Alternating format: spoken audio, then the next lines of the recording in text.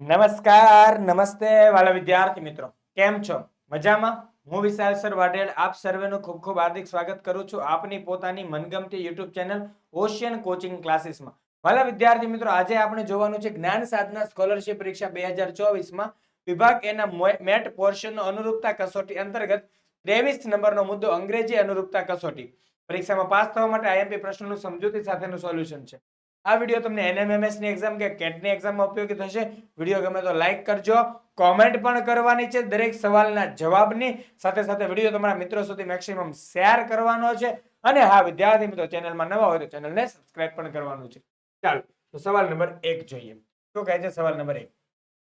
નીચે આપેલી પ્રથમ જોડ વચ્ચે કોઈક ચોક્કસ સંબંધથી જોડાયેલી છે. આ સંબંધ ઓળખીને તેને અનુરૂપ બીજી જોડ માટે આપેલ પ્રશ્નાર્થના સ્થાન પર બંધ બેસતો વિકલ્પ પસંદ કરો. અહીં આપ્યું છે ACE FHJ ડબલ જેમ KMO. સીધું ખબર પડે સાહેબ ACE અહીંયા આપ્યું F, તો અહીંથી 5 અક્ષર પ્લસ કરીએ ને, 5 આલ્ફાબેટ કે સાહેબ B C D E, 4 નો ગેપ થઈને પછી પાંચમો અક્ષર પ્લસ કરીએ એટલે F મળે. C માં જોવો તો દેખાય છે એવું, C પછી D E F G, 5 plus કરે તો H મળ્યો. એની અંદર એવું થાય છે F G H I સાહેબ. ઓકે, તો કે ની અંદર સેમ ટુ સેમ કરવાનું. કે પછી L M N O, O પછી શું આવે તો P. P વાળો ઓપ્શન સાચો આલો ગયો. નેક્સ્ટ M પછી N O P Q R, R આવો છે PR, તો PR વાળો એક જ ઓપ્શન છે, ઓપ્શન એ ટીક. ક્લિયર? ખબર પડી? આ રીતે એકદમ ઈઝી વે ની અંદર સોલ્વ કરવાનું થાય છે. એમાંય ન ખબર પડે તો એકદમ સિમ્પલ બતાવજો. A B C D, જો અહીંયાથી વચ્ચે એક એક બીજા ગેપ થઈ જાય એવું ના ખબર પડે. સીધું સિમ્પલ. અહીંયા B ગયો, અહીંયા D ગયો. E પછી તરત શું શરૂ થયું? F શરૂ થયો. પછી જો અહીંયા G H I, જે પછી અહીંયા K શરૂ થયો, K પછી વચ્ચે L, M પછી ગયો N, O, તો O પછી તરત શું લખવાનું અહીંયા P, P પછી Q નહીં લખવાનું, R લખવાનું, R પછી S નહીં લખવાનું, T લખવાનું, PRT. આ રીતે બે મેથડ બતાવી. તમને જે મેથડ ફાવે તે મેથડ તમે કરી શકો. બરાબર છે? Clear? Option A is our right answer. જોઈએ ત્યારબાદ નેક્સ્ટ સવાલ નંબર શું કહે છે? MNOP જેમ PQRS ડબલ જેમ EFGH. એ જોઈ શકો MNOP PQRS, અહીંયા EFGH, તો H પછી તરત H ચાલુ કરવાનો, H પછી લાઈનમાં બોલવાનું HIJK. Option A right answer. આટલું જ છે. વિચારો. MNOP, P એ પૂરું થાય, P એ શરૂ થાય, PQRS, તો EFGH, H એ પૂરું થાય, H એ શરૂ થાય, HIJK. નેક્સ્ટ સવાલ નંબર 3.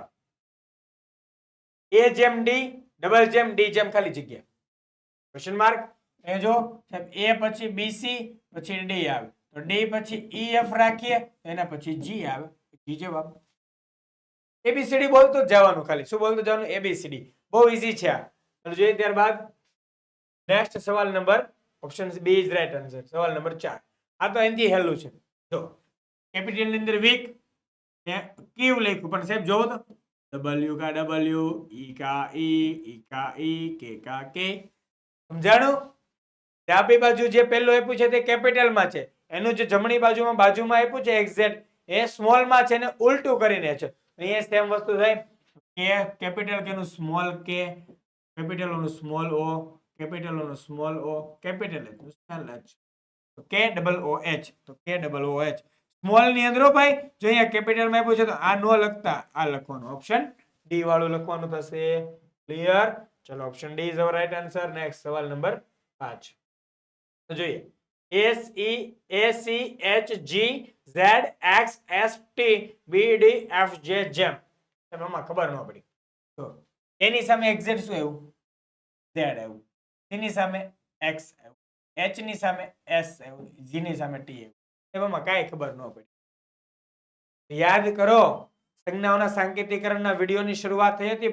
મુદ્દા નંબર 2 જોઈને એમાં લગભગ 7મો કે 8મો વિડીયો આપણો જે છે સરસ મજાનો, એની અંદર મેં શીખવાડેલું. અહીંયા A છે ને અમે Z છે એટલે અપોઝિટ છે. દેખાય? તો મેં આ સ્લાઇડ આમનામ નથી મૂકી.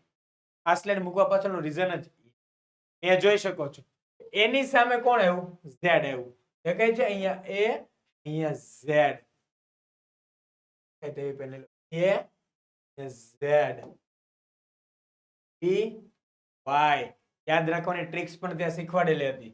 જોઈ શકાય છે કે એ ઝેડ છે, બરાબર છે. એ જ રીતે એ સામે સામેની વાત છે. એ ઝેડ છે તો સી ની સામે શું એક્સ આવે છે? જો તો સી ની સામે આ સાહેબ એક્સ આવે છે. એ સિવાય જોઈએ એચ ની સામે એસ, જી ની સામે ટી. એચ ની સામે એસ આવે છે, જો તો એચ ની સામે એસ આવે છે. તો શેની સામે? જી ની સામે ઈ આવે છે. કોઈ પ્રોબ્લેમ નથી. હવે આપણને પૂછ્યું છે શેનું? જોઈ લેવાય આપણે ફટાફટ. BDFJ તો BDFJ યાદ રાખીને અહીંથી ગોતી લેવાનું. તમારે પરીક્ષામાં આવડવા છે ને, આ છેલ્લા પાના ઉપર ફટાફટ જઈને યાદ જ રાખી લેવાનું કઈ રીતે લખવાનું તમને ખબર છે. અગાઉના વિડીયોમાં શીખવાડ્યું હતું. બરાબર છે. આપણને શું પડ્યું? BDFJ. બી ની સામે શું આવે? Y આવે. ડી ની સામે W આવશે. એફ ની સામે U આવશે. જેની સામે Q આવશે. આપણો જવાબ શું બને? YWUQ. YWUQ. છે YWUQ. This is our right answer. સમજમાં આવ્યું? કઈ રીતે લખ્યું તે આખું ખાસ જોજો. આ સરસ મજાનો ઇમ્પોર્ટન્ટ મુદ્દો છે. પછી કહેતા નહીં સાહેબ એનો સમજાવ્યો. તો એ સરસ મજાની જ્ઞાન સાધના સ્કોલરશિપ એક્ઝામિનેશનની બુક છે. એ બુકની અંદર બુકની કિંમત 380 રૂપિયા, ડિસ્કાઉન્ટ 100 રૂપિયા, ખરીદી ભાવ 280 રૂપિયા. ઓનલાઈન ખરીદી કરશો, કુરિયર ચાર્જ એકદમ ફ્રી છે. જે માટેની લિંક નીચે ડિસ્ક્રિપ્શન બોક્સની અંદર આપેલી છે. આપ ત્યાંથી તે બુક પરચેઝ કરી શકો છો. જે વિદ્યાર્થી મિત્રો નેક્સ્ટ સવાલ નંબર 6. કેમલ એ લેમક. જોવાનું પણ આમ અક્ષર જોઈને તરત આમ માઇન્ડ એટલું સાવધાન સતર્ક રાખવાનું. સાવધાન રહે, સતર્ક રહે. એની જેમ કે સી અહીંયા સી, એ એમ તો એમ, ઈ તો ઈ, એલ તો એલ. સેમ પોઝિશનમાં જવાનું. W તો અહીંયા W આવશે, O તો O, C તો C. WOC ઓપ્શન એ ની અંદર છે તો ઓપ્શન એ જવાબ. ક્લિયર? નેક્સ્ટ સવાલ number 7. NOTE NTOE FROG. N નું N સેમ ટુ સેમ છે, ઈ નું ઈ સેમ ટુ સેમ છે. પણ તમે જોઈ શકો OT અલ્ટરનેટ કર્યા. દેખાય? OT નું TO કર્યું. અહીંયા પણ એવું જ કરવાનું. F નું F એની જગ્યાએ, G નું G એની જગ્યાએ. RO નું અલ્ટરનેટ થઈ જાય FORG. શું થઈ જાય? FORG. ઓપ્શન ડી તમારો જવાબ થઈ જાય. કયો જવાબ થઈ જાય? ઓપ્શન ડી જવાબ થઈ જાય. ક્લિયર છે? જોઈએ નેક્સ્ટ સવાલ નંબર 8. કેપિટલ ની અંદર કેપિટલ L M N. તો અહીંયા અમે આપ્યું છે સ્મોલ L M N. અહીંયા કેપિટલ XYZ આપ્યું તો શું લખવાનું? સ્મોલ ની અંદર XYZ. Option C. ક્લિયર? એ ત્યારબાદ નેક્સ્ટ સવાલ નંબર 9. ABBA BA AB. તો દેખાય? આ બે પહેલા હતા એ બેને વચ્ચે લઈ આવો. આ બે વચ્ચે હતા એને પહેલા છેલ્લા કરી. આ બે વચ્ચે છે એને પહેલા છેલ્લા કરી દો. આ બે પહેલા છેલ્લા છે એને વચ્ચે કરી દો. ACCA. Option A. Clear? Option A તમારો જવાબ. ત્યારબાદ નેક્સ્ટ 10મો દાખલો. હાવ ઈઝી છે. સરસ મજાની રકમ છે. કોમેન્ટ ની અંદર જવાબ આપી દો. ચાલો. GHI JKL OPQ RST. ખબર પડી? GHI JKL OPQ RST. Direct સવાલ છે. કોઈ એવું નથી લાઈન ની અંદર યાદ રાખવાનું છે. બરાબર છે? ત્યારબાદ નેક્સ્ટ તો એ જવાબ ઓપ્શન એ RST. આ રીતે ન આવડે તો તમારે અહીંયા જો આ બેનો ગેપ જોઈ લેવાનો કે સાહેબ GHI અહીં બેનો ગેપ છે I, TH પછી I J નો ગેપ છે, I પછી JK નો ગેપ છે.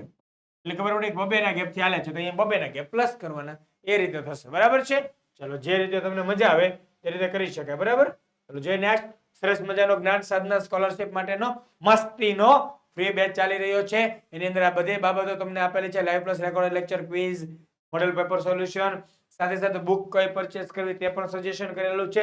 મેટ ની અંદર આપણે શ્રેણીના ટોપિક પૂરા કર્યા. સંજ્ઞાઓનો સાંકેતિક અને વર્ગવારી અંગ્રેજી ગુજરાતી શબ્દોનું તાર્કિક 4 ટોપિક પૂરા કર્યા. 5મો ટોપિક અનુરૂપતા કસોટી ભણીએ છીએ.